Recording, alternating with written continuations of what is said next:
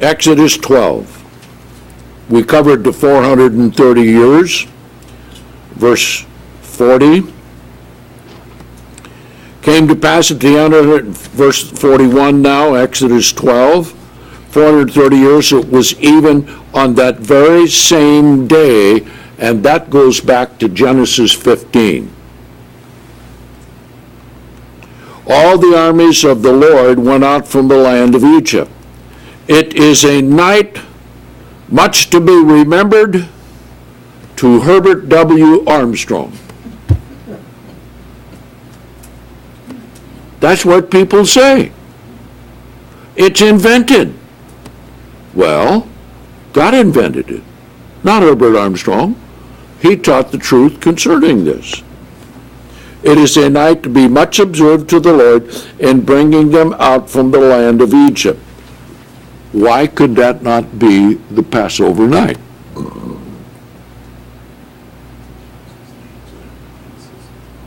Number one, they were staying in their houses till sunrise, right? Number two, do you think that they could have spoiled the Egyptians at night? Huh? No. No. Okay. This is that night of the Lord to be observed by all the children of Israel in their generation. So we keep the night much to be observed to God. And we're brought out of the Egypt or sin of this world, correct? Yes.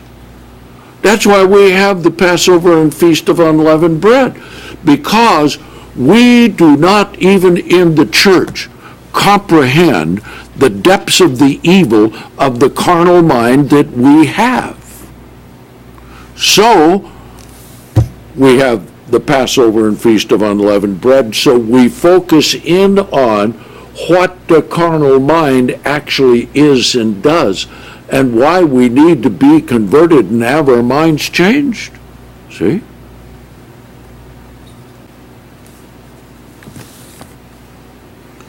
Okay. Now then, when we come to chapter 13, actually the last verse of chapter 12 should be the first verse of chapter 13. And it came to pass the very same day when the Lord brought the children of Israel out of the land of Egypt by their armies, then the Lord spoke to Moses, saying, sanctify all the firstborn to me. Okay? That's the day after the Passover. Okay?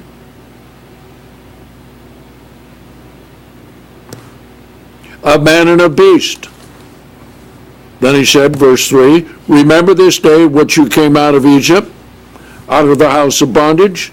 The Lord brought you out of this place by the strength of his hand. No leavened bread shall be eaten. Put this in New Testament terms. Christ's sacrifice has paid for our sins. God has called us out of this world. We're no longer to live in sin. Okay? On this day you are going out in the month of Abib. Okay? Then he says how to sanctify the firstborn. All males belong to God, redeem it with a lamb. Okay? All the females who are firstborn, they are redeemed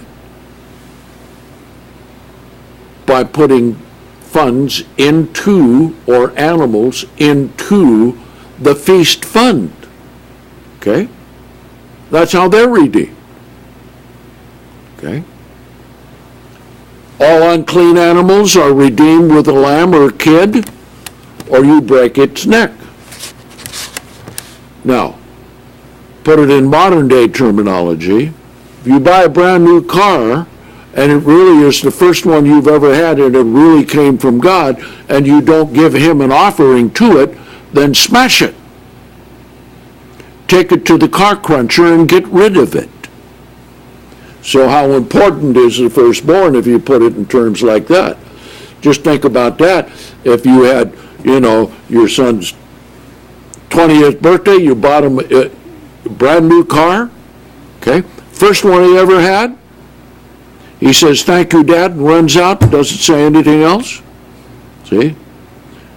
Very interesting. As we were reading, no, I don't have it there. Yes, Deuteronomy 4, in the Shocking Bible says, you shall love the Lord your God with all your heart, with all your mind, with all your substance.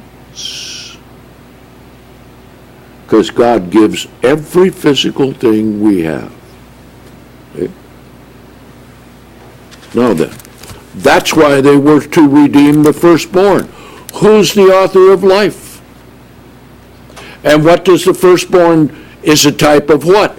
Christ, the firstborn of Mary. Right? Was he redeemed at the temple? Yes, he was. Okay? So you see, all these things go all the way through. Okay? Now, let's finish about the night to be much remembered. Let's come to Numbers 33. And verse 3. Numbers 33 and verse 3. And they set out from Ramses in the first month on the 15th day of the month. So they started leaving probably a little before sunset, because it took a long time for them to get all the column of the children of Israel out of Ramses. On the next day after the Passover, so they could not have, think of this, they could not have left their houses a little after midnight and have that Passover and night to be remembered the same day, the 15th. Because there's still some people who believe it today. Okay? They couldn't go out of their houses. All right? Went out with a high hand in the sight of all the Egyptians.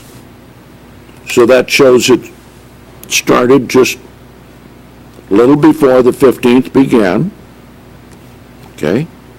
While the Egyptians were still burying their firstborn, whom the Lord had stricken among them, God also executed judgments upon their gods. I wonder what it was like in the temples of all of those gods. Probably had the angel go in there, knock over every idol, like, remember what happened to Dagon? Lost his hands, lost his head. Okay, I wonder what the temples were like the next morning. Okay. Boy. Now, question.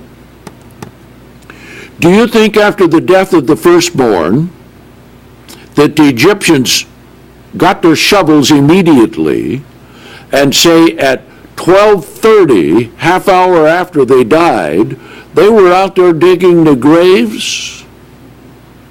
Or do you suppose that they were still afraid that if they went out that night, they'd be killed too? Huh? Yes. Okay. So this had to be later in the day. Think about the burial project that was. For there was not a house where there was not one dead. Sometimes two, the father and the son, or the father and the daughter, or the mother and the daughter. All right? Firstborn. And your best donkey, your best camel, okay? I don't know if he even got to the first clutch of chickens or not. Who knows? I'm curious. Born, what if you have children and maybe two of them are Yeah. in that big? No, it only involved the firstborn. Okay. Literal firstborn. So Other children don't count, even if the firstborn, say, grew up and died or was killed previous to that in an accident, whatever, then the other children wouldn't die. Just the firstborn. See? Now that applies to the church. See? God's not saving the world. He's saving the church. And we're the few. Okay? But we're going to save the world. Okay? So they were still burying their dead, whom the Lord had stricken. Okay? So they went out the next day, and day begins when? At sunset Now think about how many people that had to be to get out of Ramses. How long that had to take. So what I did in the Passover book, I used the analogy of the parade, New Year's Day parade in Pasadena. Okay? In order for that column to pass, with the whole parade, takes 2 to 2.5 hours. So for them to be gone by night, they had to start a little bit ahead of time, right? And that's not taking away because they left that night. They were gone. All right, now let's come to Deuteronomy 16. Deuteronomy 16.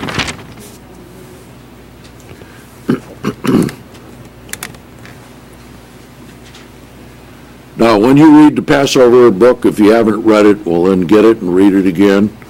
I've had people tell me, well, every year before the Passover, I read it. Okay? Well, you will find in the Passover book one of the astounding things. This is what helped me understand Deuteronomy 16. Okay? Let's read it here. Okay. Now, verse 7. And you shall boil. Now, the King James says roast. That is a blatant, absolute mistranslation. But did we ever know that when we just went by the King James Version and we were told this is the best translation possible? Which it wasn't. And if you get into the New Testament, boy, there are a lot of mistranslations. Okay? You shall boil it. What was the command for the Passover lamb itself? You shall not boil it. Now the King James says you shall not sodden it. Okay? Sodden. That's a good English word for boil, right? Our expert immigrant from the UK is sitting here in the back. Okay? But he loves living in the colony better than at home. Okay? You shall not boil it. And I remember reading that because I had McGill's interlinear of the book of the law. So this must have been like about 11 o'clock at night. So I'm laying there reading this as I'm looking for what does this mean? How can we understand the 1415 Passover? And so I'm reading this, and it said, boil. Wow. Boil. That's it. You're not to boil the Passover lamb, right? You can't boil it. And I read in the Mishnah where that the Jews are so particular that when they were roasting the Passover lamb, that if any of the Jews came out on any of the metal on which they were roasting it, they had to cut off that portion of the meat because they looked upon the juice coming out and bubbling as boiling. That's how particular they were. So I read that, boil and eat it.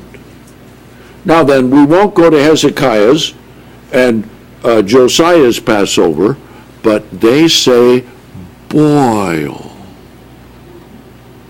Okay? King James says roast.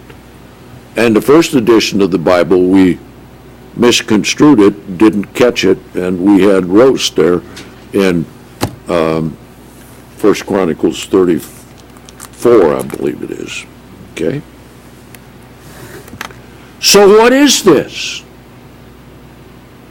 The Passover, they were told to eat in their houses and don't go out of the house, your door of your house until morning. Right? Now, let's come back and read from verse 1 down to here. Okay? Deuteronomy 16, verse 1. Okay. Someone with a smartphone got real smart and got it out of the Strong's Concordance, and it says boil, but it also includes the word roast. Be careful of the definitions that you find, because they also put not just the definition, but how it was translated in different places, which does not mean roast. See? Boil is what it means. See, so you need to be careful. And you look up Strong's Concordance. You ever looked up Strong's Concordance? Okay. You find certain words. It starts out and it means this and plus this and minus this and parentheses this, and bracket that, and so forth. You don't know what it means. Why? Because it's just a broad definition, and what he's trying to do with all of those different characteristics that he puts in the definition is to cover everywhere where it's used without having to get to the particular word. Now, if you've never studied Greek or Hebrew, you don't know that. So remember this. Remember this. And all ministers remember this. If you use Strong's Concordance, you better make sure that it's right. But when you say Strong's Concordance, or you write in a paper that you're writing Strong's Concordance, those who know better know that you don't know anything about the language. And that's how mistakes are made. Strong's is not authority. Strong's can help you understand in certain cases. But you can't count on it as the final solution of what especially verbs and participles mean. But it's how they translate it into King James. Whenever there's a mistranslation, you must get the correct Hebrew definition. 1 Chronicles 35, some of the things they offered were roasted with fire. Some of the things they offered were boiled. Okay? Because they had sin offerings to offer, which are fire. Okay? They had firstborn redemption, which they offered, which were boiled. Okay? So you've got a combination there, and you need to read the Passover book to understand it. Okay? Because you need a further explanation going beyond. Yeah, you can't boil with fire, that's true, but when you boil, you put it in a pot. Yeah, but it takes fire to boil. That's true, but that's different than roasting with fire over fire. That's what that means. So, see, people can get confused on it. Well, I'm just saying that because fire may not be the So in those instances, you can't rely just on the exact spot of what's being said. You have to get the whole context, okay? And how many thousands of from the herd did they have? How many calves did they have? Okay? And the redemption of the firstborn was to be what? With a lamb. Okay?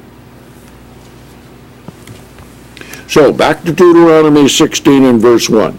So, anyway, when I read the word boil, I jumped out of bed and said, that's it! What does this tell us? That we'll go through and read it. Verse 1, keep the month of Abib and observe the Passover to the Lord your God. Now that should end with a period there, which we have in the last version of the Holy Bible. Okay? For in the month of Abib, the Lord your God brought you forth out of Egypt by night, but it wasn't the Passover night, was it? Where were they the Passover night? in their homes. When did they come out by night? The next night. See? However, if you just take Deuteronomy 16 and you don't include the book of Exodus, you're going to misunderstand it. Okay? Now, what did they do on the day portion of the Passover? Passover was at night, right? What did they do? Day portion, at sunrise, they left their homes, right? Okay? Gathered at Ramses, correct? Okay? God told them to remember this day that they leave. And you are to redeem your firstborn. So, on subsequent Passover days, they offered on the Passover day portion at the tabernacle or the temple, because the Passover was always to be kept in the home. Always. See? That's where the sleight of hand comes in and makes Deuteronomy 16 very difficult to understand.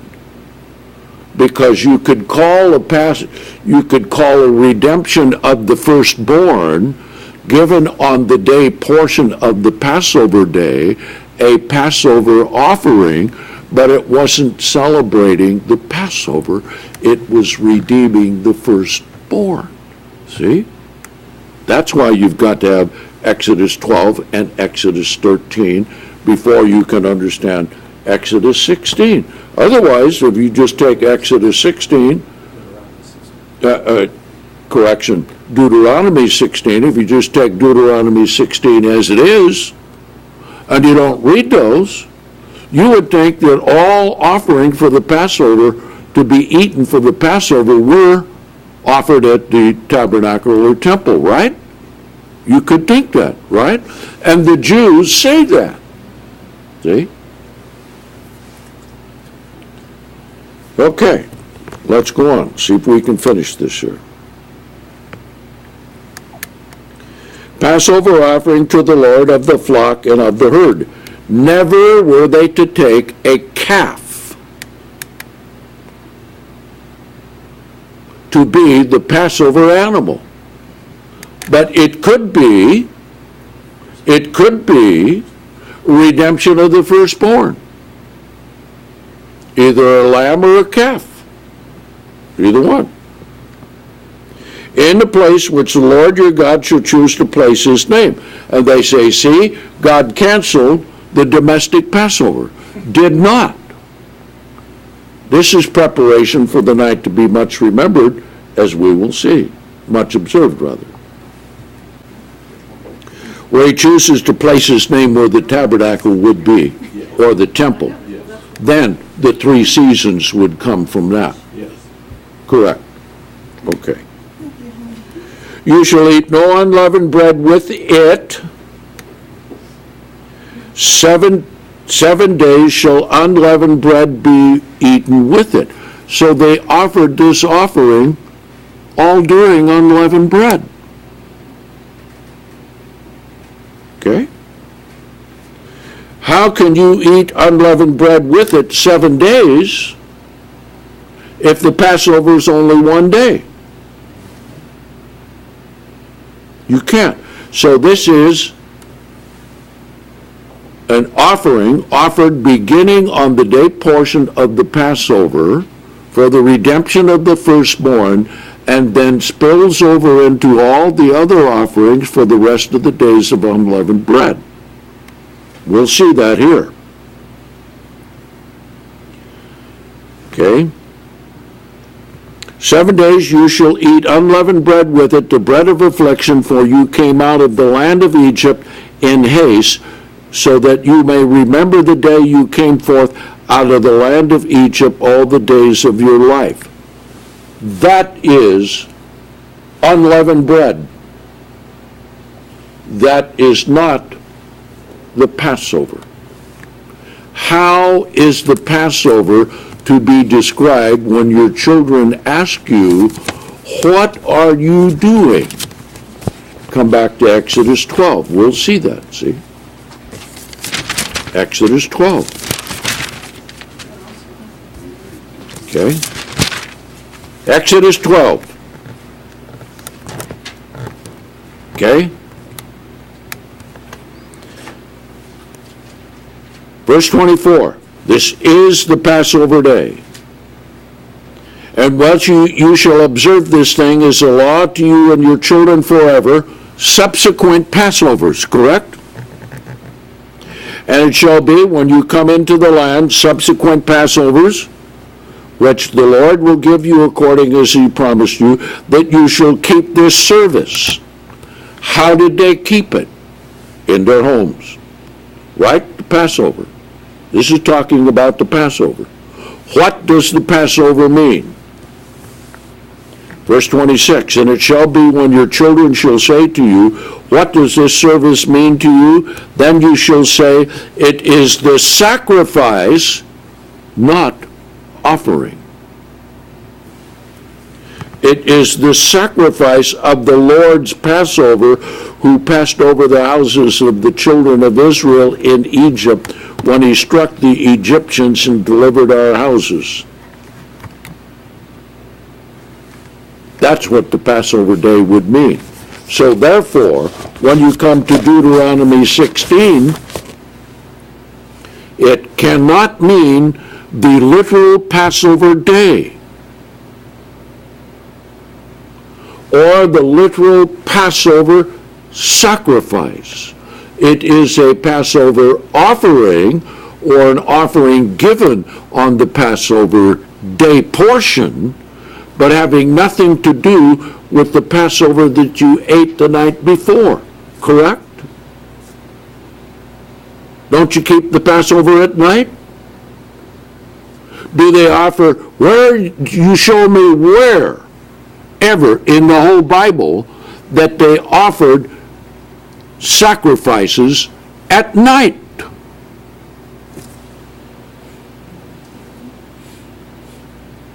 No. See? So this is why it's difficult. It's like going to court.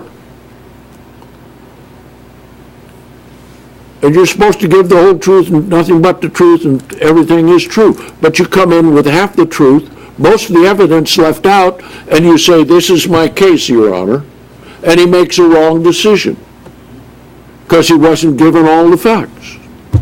Okay? So here, Passover's one day, leaving Egypt is another day, but beginning toward the end of the day and on into the night to observe what night? Sure. The night to be much observed unto the Lord, right? Do you have to prepare those offerings before the day begins? Yes. Since the night to be much observed is the day after the Passover, what portion of the day are these offered on? The day portion of the Passover day, but having nothing to do with the Passover night. Having nothing to do with the Passover that is to be eaten in the house. Okay? This has to do with coming to the tabernacle and dedicating your Passover offering for the redemption of the firstborn at the tabernacle. Okay, now let's see, it's the night to be much observed. Okay, and this is remembering, verse 3, remember the day that you came forth out of the land of Egypt all your life. Totally different than what the Passover sacrifice is. Now, Deuteronomy 16 and verse 4. There shall be no leaven seen with you in all your borders after 7 days. Hence, you could not give your leaven to a Gentile living in the land to come back on the 8th day and get it back again. Right? That's what the Jews do. See? Give it to a Gentile and say, I'll pay you $50 to watch all this good stuff while I'm gone, okay? In all your borders for 7 days, nor shall any of the flesh which you sacrificed in the first day at sunset, showing where they ended those sacrifices, at sunset, okay, remain all night until morning.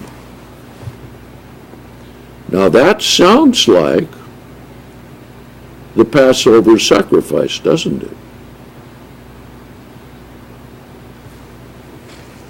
But it isn't. Okay? They were to eat it all. They stayed up the way they keep the night to be much observed. They stayed up all night. So they ate it all up. Now, just put in your notes. Put in your notes.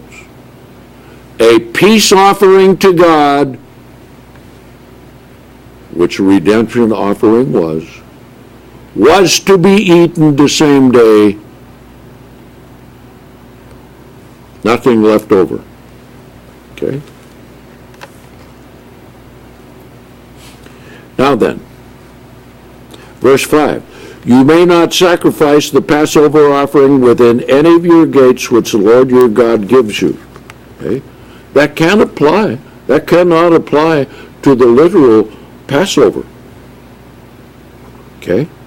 This is the sacrifice of the redemption of the firstborn offered during the day portion of the Passover at the tabernacle or at the temple.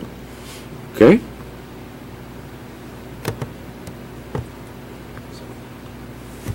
See? That's why the Jews say it all has to be there. All right? Think about this for a minute. Now, we'll cover this next week because we'll cover the New Testament. Okay? Just a little sidebar before we get there. When Jesus sent Peter and John to prepare the Passover, okay, did he tell them to go to the temple and sacrifice a lamb? No, he didn't. He said, you go into town. What are we going to do when we get in town? There's going to be a man come by. How we know which one? Well, he's carrying a pitcher of water. Follow him to whatever house he goes into, and there prepare the Passover. So, apparently, the Passover offering for the sacrifice of the Passover, rather, the head of the house probably had it already killed and ready to start roasting when they got there. Now, we'll show that next week. Okay? Now then, let's go on. But at the place which the Lord your God shall choose to place his name, there you shall sacrifice the Passover offering at sundown, at the going down of the sun, at the time you came out of Egypt. See? That's the first day of unleavened bread.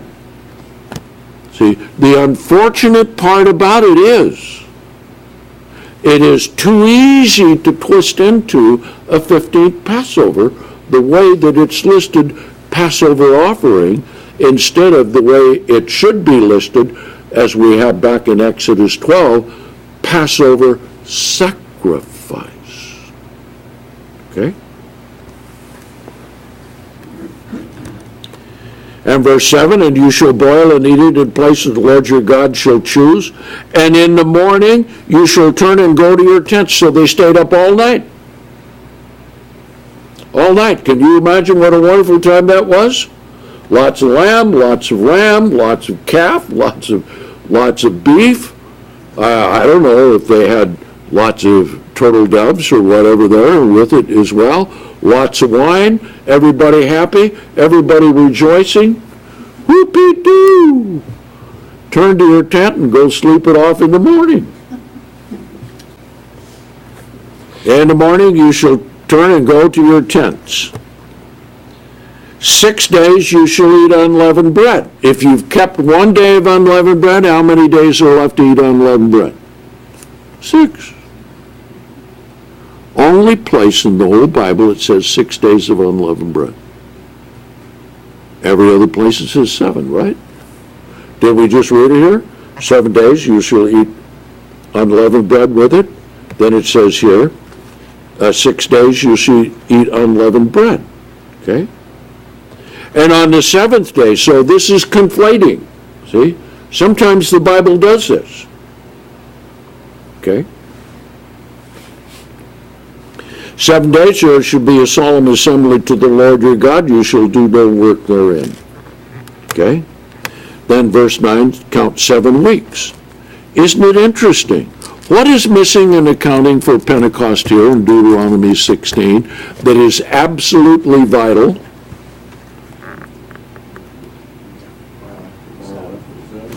That's it, the 50th day. That's it. See? Yes, 50th day. See, that's why you need to put it together properly. Okay. Now then, we've had a long day, so we'll go ahead and call it quits for here.